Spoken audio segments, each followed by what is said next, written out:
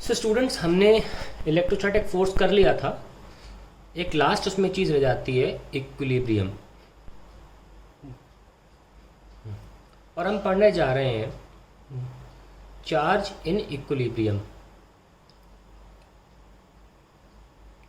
Equilibrium दो प्रकार के हो सकते हैं। एक होता है स्टेबल इक्विलिब्रियम और एक होता है अनस्टेबल इक्विलिब्रियम। लास्ट ईयर मैंने जिस क्लास को पढ़ाया था उनको काफ़ी डिटेल में मैंने वर्क एनर्जी पावर में दोनों प्रकार के इक्विलिब्रियम पढ़ाए थे। इसके बावजूद थोड़ा सा आइडिया देने के लिए शॉर्ट में मैं बाकी जो स्टूडेंट्स हैं उनको बता देता हूँ कि स्टेबल अनस्टेबल इक्विलिब्रियम का मतलब क्या है। सपोज आपके पास एक कटोरा है, आपने उसे उल्टा रख दिया, और एक कटोरा आपने उसे ऐसे रख दिया। आपने यहाँ पे एक बॉल रख दी और आपने यहाँ पे एक बॉल रख दी। आपने इस बॉल को स्लाइटली यहाँ से इधर खिसका दिया या इधर खिसका दिया। दोनों ही सूरतों में ये बॉल अब अपने इस पोजीशन को कभी अटेन नहीं करेगी, ये हमेशा इस पोजीशन से दूरी जाएगी। तो थोड़ा सा भी फोर्स अगर उसकी प्रेजेंट सिचुएशन पोजीशन में लगाया जाए तो बॉडी अपनी प्रेजेंट पोजीशन कभी भी अटेन नहीं करती, और इसको हम बोलते हैं अनस्टेबल इक्विलिब्रियम। और अगर हमने इस बॉल पे कहीं भी फोर्स लगाएंगे ये वापस धड़क के नीचे आ जाएगी, तो हम इसको बोलेंगे स्टेबल इक्विलिब्रियम। तो ये पोजीशन इसकी स्टेबल इक्विलिब्रियम की है। दोनों है इक्विलिब्रियम की पोजीशन, क्योंकि इक्विलिब्रियम तब होता है जब रोटेशनल यानी कि टॉर्क और लीनियर फोर्सेस यानी कि फोर्सेस दोनों ही नेट फोर्सेस जीरो हों। इन दोनों कंडीशन में नेट फोर्स जीरो है, इसलिए दोनों कंडीशंस में बॉल अपनी अपनी जगह पर स्थिर है, स्टैटिक है। पर अगर इसको अपनी जगह से हिलाया जाए तो इस सिचुएशन में वो कभी अटेन नहीं करेगी अपनी पोजीशन को वापस। तब हम उसे उस पोजीशन को बोलते हैं अनस्टेबल इक्विलिब्रियम की पोजीशन, और इसे बोलते हैं स्टेबल इक्विलिब्रियम की पोजीशन। इसमें बहुत सवाल आते हैं, एनसीईआरटी में भी कुछ क्वेश्चंस हैं, एग्जाम्पलर में एक क्वेश्चन है, और आपको बहुत सारे एमसीक्यू मेंस लेवल पे मिलेंगे। इसको आप तुरंत सॉल्व कर सकते हैं बिना ज़्यादा दिमाग लगाए। तो हम ज़रा आपके सामने एक केस लेते हैं। केस 1, सपोज मेरे पास दो पॉजिटिव चार्जेस हैं और यहाँ पे मैं एक चार्ज रख लेता हूँ, यहाँ पे दो पॉजिटिव और अनइक्वल क्वांटिटी के हैं। मैंने ये नहीं कहा एग्जैक्टली बीच में है ये, ठीक है। मैं नहीं कह रहा बिल्कुल मध्य में है कि ये एग्जैक्टली 1 मीटर और ये भी 1 मीटर, ऐसा कुछ नहीं कह रहा हूँ। यहाँ पे Q3 कहीं पे मतलब ये है और यहाँ पे ये रुक गया है और ये अपनी पोजीशन पे आ गया है। अब हमें ये डिसाइड करना है कि इक्विलिब्रियम कौन सा वाला है, अनस्टेबल है कि स्टेबल है। तो पहली बात तो कंडीशन ये है कि ये कोलिनियर होना चाहिए, यानी कि एक रेखा में होना चाहिए, ठीक है। ऊबड़ खाबड़ नहीं होना चाहिए, they have to be collinear. तो पहली जो मेन कंडीशन है, charges need to be collinear, एक लाइन में। अब देखिए, मान लीजिए ये सिचुएशन में एट प्रेजेंट ये इक्विलिब्रियम में, अब हमको ये चेक करना है कि ये अनस्टेबल है कि स्टेबल है। तो हम इसको थोड़ा मूव कराएंगे। तो अगर मान लीजिए हमने इसको मूव कराया, यहाँ पे ले गए नई पोजीशन पे, तो मैंने इसको पॉजिटिव रखा है, ये भी पॉजिटिव है।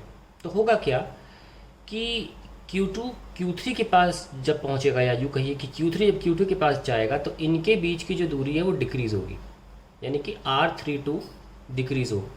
और जब R32 डिक्रीज़ होगा तो जो F32 है, यानी कि इनके बीच का फोर्स, क्योंकि वो प्रोपोर्शनल टू R32 स्क्वायर है और ये डिक्रीज़ है तो ये इंक्रीज़ होगा, तो फिर ये इंक्रीज़ होगा। तो Q2 क्या करेगा, इसको वापस भेजेगा जहाँ से आया था, क्योंकि पास आने की वजह से इनके बीच में जो फोर्सेस हैं वो बदल गए हैं, और हमने रिलेशन के अकॉर्डिंग देखा कि इंक्रीज़ भी हो गए हैं।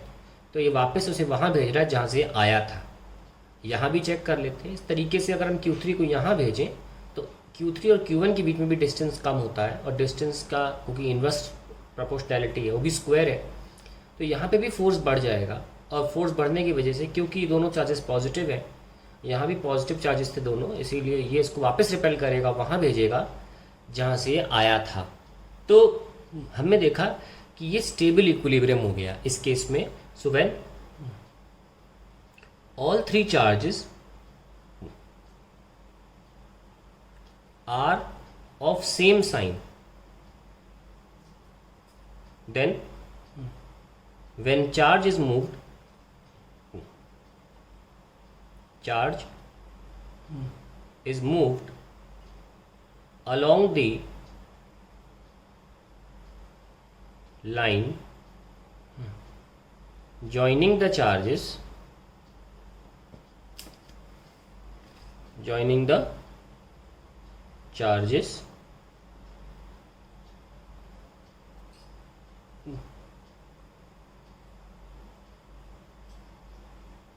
the charge is forced to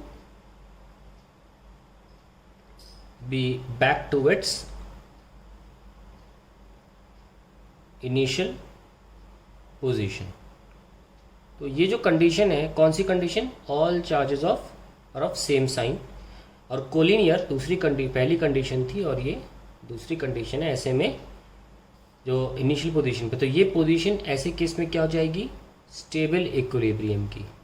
ठीक है, तो ये दो कंडीशंस हैं और ये बहुत इंपॉर्टेंट है। तो आप देखते ही पता लगा सकते हैं कि अगर चार्जेस के सेम साइंस हैं तो ये स्टेबल इक्विलिब्रियम होगा अगर चार्ज को हम अलोंग दी लाइन ही मूव कराएं।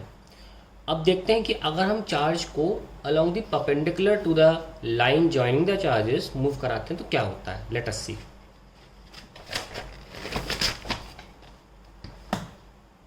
नो, ये Q1 था, ये Q2 है और ये Q3 है। अगर हम ऊपर ले जाए तो क्या होगा? लेट अस सपोज यहाँ ले गए, अब Q3 यहाँ है, तो ये क्या करेगा? इसको रिपेल करने की कोशिश करेगा और Q2 भी Q3 को रिपेल करने की कोशिश करेगा क्योंकि तीनों चार्जेस आपस में पॉजिटिव है। इसके बीच में पॉजिटिव, तो रिपेल करेगा पॉजिटिव।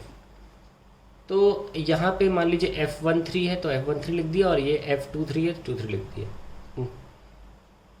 इसका एक कंपोनेंट तो चलो यहाँ जाएगा F23 का और एक कंपोनेंट ऊपर, इसका भी एक कंपोनेंट इधर और एक कंपोनेंट ऊपर। किसी भी कीमत पे आप ये देख सकते हैं कि नेट फोर्स इनका दोनों का वर्टिकल डायरेक्शन में ऐसे और हॉरिजॉन्टल डायरेक्शन में ऐसे, तो इनको निकाल लेते हैं। ये हम लिख रहे हैं F23 का वर्टिकल प्लस F13 का वर्टिकल, और मान लेते हैं थोड़ी देर के लिए कि लेफ़्ट वाला ज़्यादा था, मतलब ये एरो हमसे बन गया एक्सीडेंटली बड़ा, तो हम मान लेते हैं कि ये बड़ा था। तो ये बचा कुचा ये बचा कि F23 माइनस F13 का दोनों का हॉरिजॉन्टल कंपोनेंट, कि F13 का ये हॉरिजॉन्टल कंपोनेंट है और ये F23 का हॉरिजॉन्टल कंपोनेंट है। तो हॉरिजॉन्टल कंपोनेंट्स के डिफरेंसेस यहाँ हो गए और वर्टिकल कंपोनेंट सिंपली ऊपर ऐड हो गए।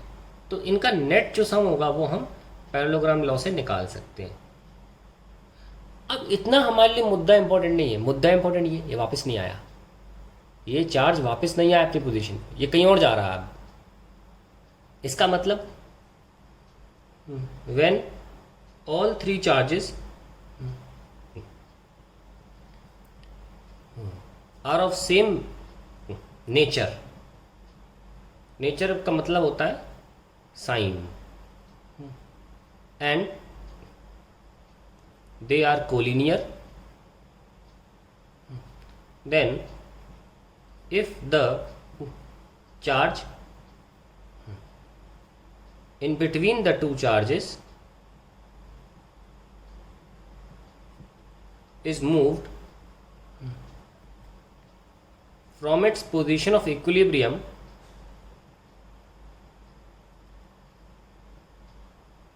then it is further forced to move away from that position, to move away from that equilibrium position। ये हो गया। So in this case the point is of unstable equilibrium. तो ये बहुत ही important concept है और इसको बहुत ध्यान से आपको देखना है। अब हम दूसरा केस लेकर चल रहे हैं जब हमारे साइंस डिफरेंट हैं। लेट्स सी, अब हम डिफरेंट साइन के चार्ज ले रहे हैं। सपोज हमने प्लस Q1 ले लिया, प्लस Q2 ले लिया और बीच वाला हमने लिया माइनस का Q3। नाउ व्हाट हैपेंस, ये कोलिनियर है। अगर हम Q3 को पास में लेकर आते हैं तो Q3 और Q2 प्लस माइनस है, ऊपर से पास में लाने की वजह से, क्योंकि F की प्रोपोर्शनैलिटी R से स्क्वायर रिलेशन में है, इन्वर्स में, यानी कि R अगर कम होता है तो F जब बढ़ेगा तो एक तो फोर्स बढ़ेगा और अट्रैक्टिव फोर्स बढ़ेगा, तो ये Q3 चलता चला जाएगा इसकी तरफ, क्योंकि दूर जाने की वजह से एक तो Q1 और Q3 के बीच में दूरी बढ़ने के कारण इसका असर Q3 पे कमज़ोर हो गया है। तो ये भी इसको अट्रैक्ट अपनी तरफ करना चाहता होगा, पर उतना नहीं जितना कि Q2 कर पा रहा है, क्योंकि इनके बीच में डिस्टेंस को हमने कम कर दिया है। तो अल्टीमेटली Q3 शिफ्ट होता चला जाएगा अपनी एक्चुअल पोजीशन से और Q2 के पास चला जाएगा। तो हम ये कह सकते हैं कि ऐसे में ये एक अनस्टेबल इक्विलिब्रियम पोजीशन हो जाती है। सो हम लिख सकते हैं व्हेन पहली 3 charges are of different signs, आप कॉम्बिनेशन देख सकते हैं plus minus plus different signs, और दूसरा कोलिनियर।